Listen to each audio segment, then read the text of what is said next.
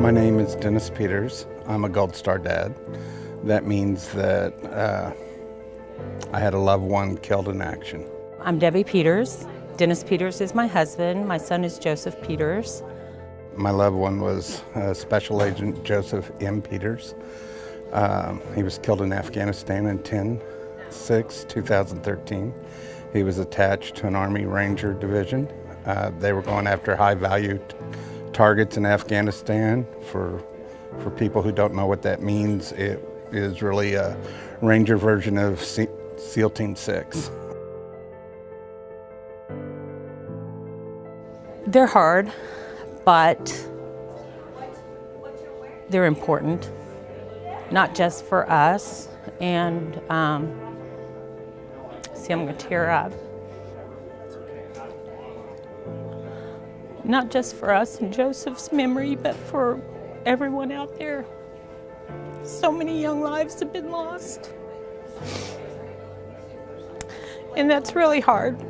Joseph helped rescue the lives of 7 Rangers and was killed coming back to bring somebody back. He stepped on an IED, which threw him into another one. He was given the Purple Heart, Bronze Star with Valor, and the MSM Award. Events like this make you remember the Vietnam vets and how they weren't recognized. You know, since Joseph has been killed, we've constantly been active, and we've constantly had people who support us. The Vietnam vets didn't have that, and that to me is just horrible. Most people in Branson don't know is that Joseph is always identified with Republic High School, because that's where he graduated, and with Ozarks Technical Community College, because that's where he graduated as well. But he went to elementary school here in Branson. He played Little League Baseball, and he collected and competed in Pokemon tournaments here. Probably wouldn't want me to share that, but Healing's going to take time, you know, and these events allow us to meet other people who have experienced the things we've experienced, who understand what we've experienced. And it's really hard getting through this by yourself.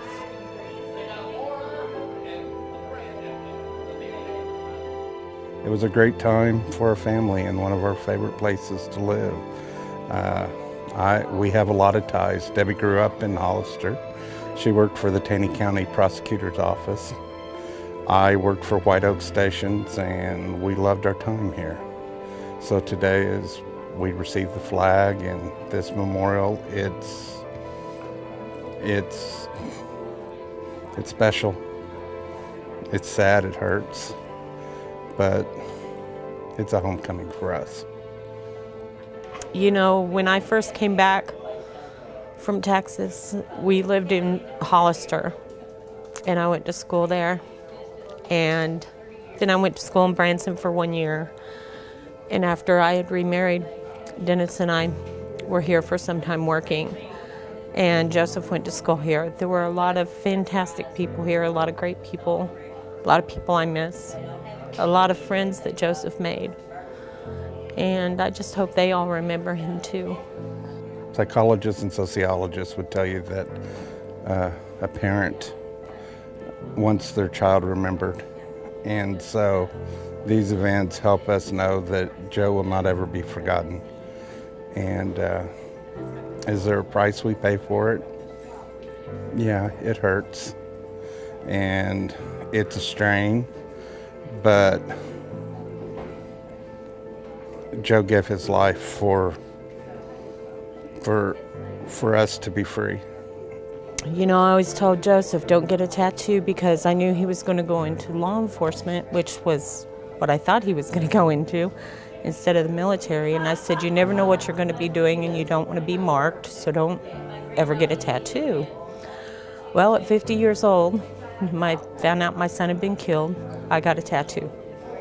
And it's his dog tags and the CID motto, do what has to be done. And It was something worth putting on my body permanently, which is the thing I had always told him never to do. It's funny how things come back, right? Joseph died 7, saving lives. So there's a scripture in John that says, "Greater love hath no man than this, than a man lay down his life for his friends." John 15:13. I'm a historian, and Abraham Lincoln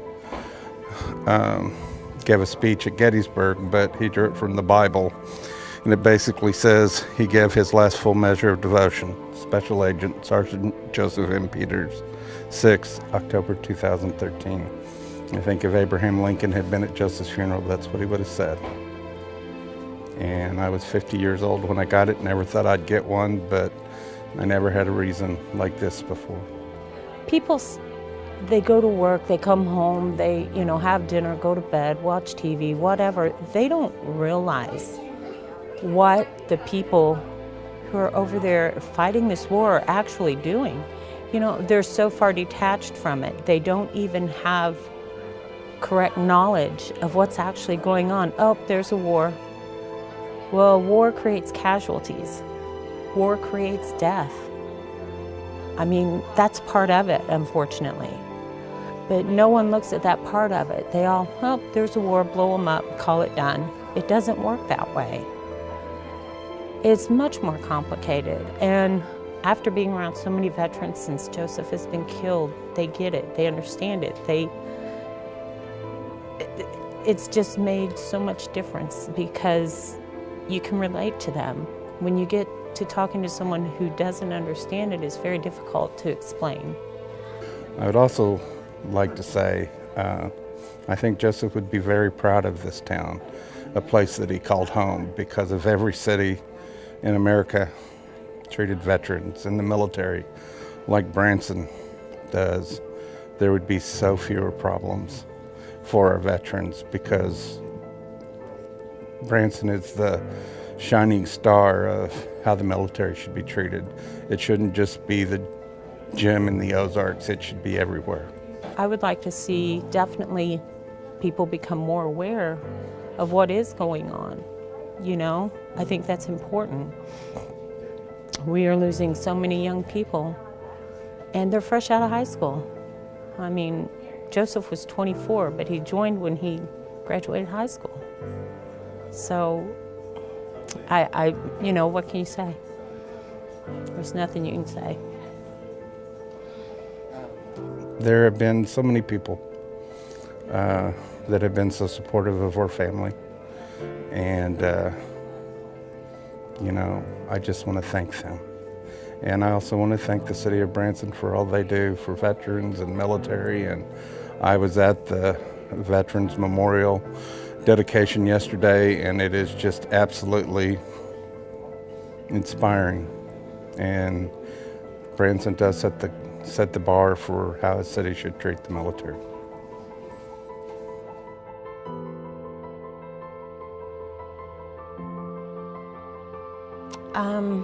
The main thing to me, don't listen to other people. It takes however long it takes. Don't let somebody try and tell you, oh, come on, you should be over that by now. You're never going to get over it. You'll learn to deal with it, I think. I'm not there yet, but you're never going to get over it. So I think that's the main thing I would say. Just understand that and don't let other people dictate how you should act. And I'm very lucky that where I do work, they're very supportive of that. Very, very supportive. And they allow me time. And they still allow me time when I need it. They totally understand it. So in that aspect, I'm lucky. I'm sure there are people out there that don't have that. But just don't let anyone dictate how long you mourn or how long you grieve, or, you may repress it and not deal with it at all. But that's totally an individual thing. Just don't let anyone try to tell you how to do that.